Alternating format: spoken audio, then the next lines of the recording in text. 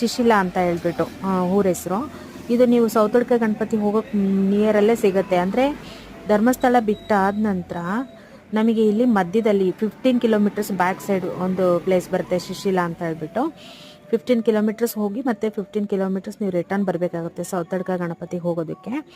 So ಇಲ್ಲಿ ತುಂಬಾ ಚೆನ್ನಾಗಿತ್ತು. ನಮ್ಮ ಹಸ್ಬೆಂಡ್ಗೆ ಅವ್ರ ಫ್ರೆಂಡ್ ಹೇಳಿದ್ರಂತೆ ತುಂಬ ಚೆನ್ನಾಗಿದೆ ಟೆಂಪಲ್, ಹೋಗಿ ಬನ್ನಿ ಅಂತ ಹೇಳ್ಬಿಟ್ಟು. ಹೋಗ್ತಾ ಎಂಟ್ರೆನ್ಸಲ್ಲೇ ಒಂದು ಬ್ರಿಡ್ಜ್ ಇದೆ, ಓಪನ್ ಬ್ರಿಡ್ಜು. ಅದಾದ ನಂತರ ಒಂದು ತೂಗು ಸೇತುವೆ ಕೂಡ ಮಾಡಿದ್ದಾರೆ. ನಾವು ಹೋಗಿದ್ದ ಟೈಮಿಗೆ ಕರೆಕ್ಟಾಗಿ ದೇವ್ರ ದರ್ಶನ ಆಯಿತು, ಹಾಗೆ ಮಹಾಮಂಗಳಾರತಿ ಕೂಡ ಆಯಿತು. ತುಂಬಾ ಚೆನ್ನಾಗಿ ಅನ್ನಿಸ್ತು, ಯಾಕಂದರೆ ಒಂದು ನೇಚರ್ ಮಧ್ಯದಲ್ಲಿರೋ